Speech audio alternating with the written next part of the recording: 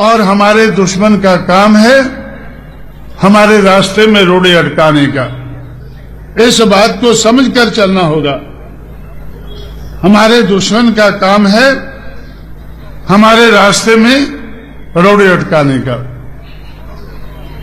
और हमारा दुश्मन हमें रास्ते से बहकाना चाहेगा, रास्ते से हटाना चाहेगा, रोड़े भी अटकाएगा, लालच भी देगा। जैसे मायावती को 6 महीने के लिए मुख्यमंत्री बनाने का तय हुआ, मुझे जब 6 महीने पूरे होने वाले थे तो अटल बिहारी और आडवाणी मुझसे कहने लगे कि मायावती को 5 साल राज करने दो। मैंने उनसे पूछा कि इस मेहरबानी का कारण क्या है? हम तो 6 महीने के लिए तय किया था, आप 5 साल क्यों दे रहे हैं? उन्होंने कहा कि हमें ऐसा लगता है कि बहुजन समाज पार्टी अगर भारतीय जनता पार्टी के साथ मिलकर चुनाव लड़ती है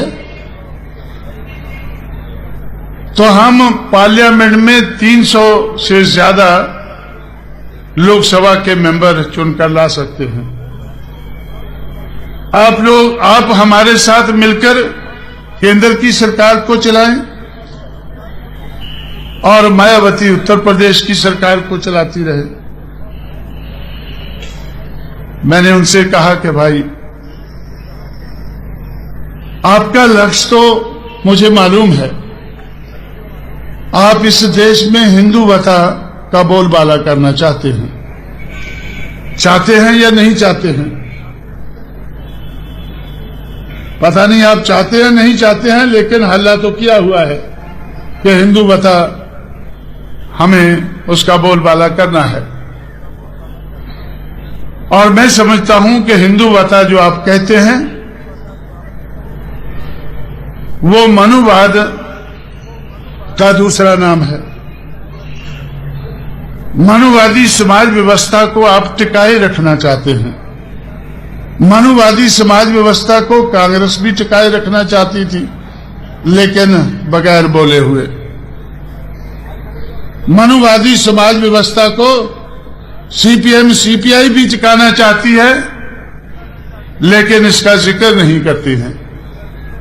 लेकिन भारतीय जनता पार्टी तो खुला कहती है कि हमें मनुवादी समाज व्यवस्था को टिकाए रखना है, और कांशीराम और उसकी बहुजन समाज पार्टी कहती है कि हमें मनुवादी समाज व्यवस्था को हटाकर मटाकर मानवतावादी समाज व्यवस्था का इस देश में बोलबाला करना है।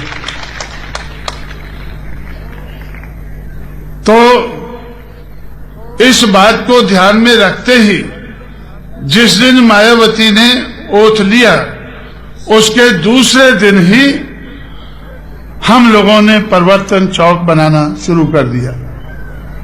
हम परिवर्तन चाहते हैं और आप स्टेटस को चाहते हैं। मैं समझता हूं कि स्टेटस को और चेंज, ये दोनों साथ साथ नहीं चल सकते हैं। अगर स्टेटस को रहता है तो बदलाव नहीं होता है, अगर बदलाव होता है तो स्टेटस को नहीं रहता है। अगर स्टेटस को और चेंज ये दोनों साथ साथ नहीं चल सकते हैं तो हमें समझ लेना चाहिए कि बीजेपी और बीएसपी साथ साथ नहीं चल सकती है। ये बात सही है कि बीजेपी हमारे लोगों का वोट हथियाकर, खरीद करके, लूट करके अपनी पार्टी को मजबूत करती है। हम भी आपका सहयोग लेकर अपने आप को मजबूत कर सकते हैं, हमें कोई ऐतराज नहीं है। लेकिन अपने आप को मजबूत करके हम अपना एजेंडा पूरा करना चाहते हैं। हमारे सामने एजेंडा है चेंज का, बदलाव का, परिवर्तन का। अगर हम अपना एजेंडा लागू नहीं कर सकते हैं तो हम सरकार नहीं चलाना चाहते हैं। लेकिन केंद्र में बीजेपी सरकार चला रही है, केंद्र में बीजेपी सरकार चला रही है और अपना एजेंडा किनारे रखकर वो अपना एजेंडा सामने नहीं ले पा रही है।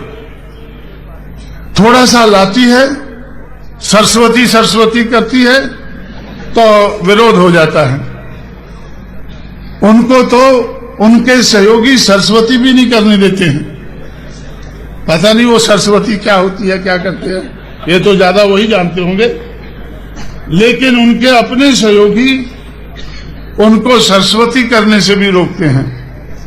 इतना सा भी वो एजेंडा पूरा नहीं कर पा रहे हैं, लेकिन फिर भी सरकार तो चला रहे हैं। जब ममता बनर्जी जैसी महिला उनको सरस्वती नहीं करने देती है तो मायावती कैसे करने देती? तो इसलिए मैं समझता हूं हमें भी इस बात को ध्यान में रखकर चलना है कि अगर हमें सरकार बनानी है, अगर हमें हुक्मरान बनना है, हमारे सामने लक्ष्य क्लियर है, हमारे सामने एजेंडा क्लियर है कि हमें इस देश में परिवर्तन लाना है। अगर हम परिवर्तन नहीं ला सकते हैं तो ऐसी सरकार चलाने से कोई मतलब नहीं है। हमारे दुश्मन का काम है हमारे रास्ते में रोड़े अटकाने का। इस बात को समझकर चलना होगा। हमारे दुश्मन का काम है हमारे रास्ते में रोड़े अटकाने का, और हमारा दुश्मन हमें रास्ते से बहकाना चाहेगा, रास्ते से हटाना चाहेगा, रोड़े भी अटकाएगा, लालच भी देगा। जैसे मायावती को 6 महीने के लिए मुख्यमंत्री बनाने का तय हुआ, मुझे जब 6 महीने पूरे होने वाले थे तो अटल बिहारी और आडवाणी मुझसे कहने लगे कि मायावती को 5 साल राज करने दो। मैंने उनसे पूछा कि इस मेहरबानी का कारण क्या है? हम तो 6 महीने के लिए तय किया था, आप 5 साल क्यों दे रहे हैं? उन्होंने कहा कि हमें ऐसा लगता है कि बहुजन समाज पार्टी अगर भारतीय जनता पार्टी के साथ मिलकर चुनाव लड़ती है तो हम पार्लियामेंट में 300 से ज्यादा लोकसभा के मेंबर चुनकर ला सकते हैं। आप हमारे साथ मिलकर केंद्र की सरकार को चलाएं और मायावती उत्तर प्रदेश की सरकार को चलाती रहे। मैंने उनसे कहा कि भाई आपका लक्ष्य तो मुझे मालूम है, आप इस देश में हिंदुवता का बोलबाला करना चाहते हैं या नहीं चाहते हैं? पता नहीं आप चाहते हैं नहीं चाहते हैं, लेकिन हल्ला तो किया हुआ है कि हिंदुवता हमें उसका बोलबाला करना है। और मैं समझता हूं कि हिंदुवता जो आप कहते हैं वो मनुवाद का दूसरा नाम है। मनुवादी समाज व्यवस्था को आप टिकाए रखना चाहते हैं। मनुवादी समाज व्यवस्था को कांग्रेस भी टिकाए रखना चाहती थी, लेकिन बगैर बोले हुए। मनुवादी समाज व्यवस्था को सीपीएम सीपीआई भी टिकाना चाहती है, लेकिन इसका जिक्र नहीं करते हैं। लेकिन भारतीय जनता पार्टी तो खुला कहती है कि हमें मनुवादी समाज व्यवस्था को टिकाए रखना है, और कांशीराम और उसकी बहुजन समाज पार्टी कहती है कि हमें मनुवादी समाज व्यवस्था को हटाकर मटाकर मानवतावादी समाज व्यवस्था का इस देश में बोलबाला करना है। तो इस बात को ध्यान में रखते ही जिस दिन मायावती ने ओथ लिया, उसके दूसरे दिन ही हम लोगों ने परिवर्तन चौक बनाना शुरू कर दिया। हम परिवर्तन चाहते हैं और आप स्टेटस को चाहते हैं। मैं समझता हूं कि स्टेटस को और चेंज, ये दोनों साथ साथ नहीं चल सकते हैं। अगर स्टेटस को रहता है तो बदलाव नहीं होता है, अगर बदलाव होता है तो स्टेटस को नहीं रहता है।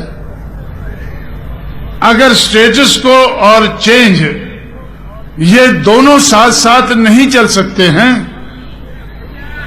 तो हमें समझ लेना चाहिए कि बीजेपी और बीएसपी साथ साथ नहीं चल सकती है।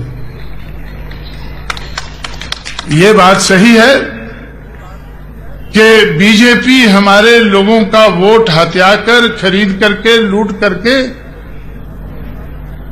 अपनी पार्टी को मजबूत करती है।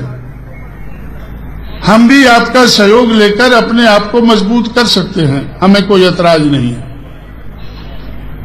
लेकिन अपने आप को मजबूत करके हम अपना एजेंडा पूरा करना चाहते हैं। हमारे सामने एजेंडा है चेंज का, बदलाव का, परिवर्तन का। अगर हम अपना एजेंडा लागू नहीं कर सकते हैं तो हम सरकार नहीं चलाना चाहते हैं। लेकिन केंद्र में बीजेपी सरकार चला रही है, केंद्र में बीजेपी सरकार चला रही है और अपना एजेंडा किनारे रखकर वो अपना एजेंडा सामने नहीं ले पा रही है। थोड़ा सा लाती है, सरस्वती सरस्वती करती है तो विरोध हो जाता है। उनको तो उनके सहयोगी सरस्वती भी नहीं करने देते हैं। पता नहीं वो सरस्वती क्या होती है, क्या करते हैं, ये तो ज्यादा वही जानते होंगे। लेकिन उनके अपने सहयोगी उनको सरस्वती करने से भी रोकते हैं। इतना सा भी वो एजेंडा पूरा नहीं कर पा रहे हैं, लेकिन फिर भी सरकार तो चला रहे हैं। जब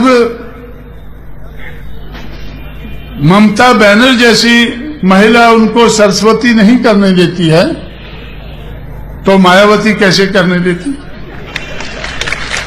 तो इसलिए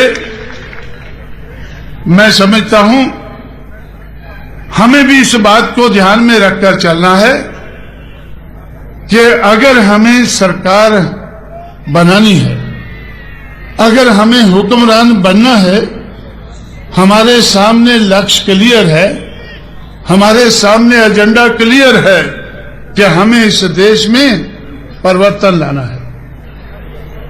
अगर हम परिवर्तन नहीं ला सकते हैं तो ऐसी सरकार चलाने से कोई मतलब नहीं है।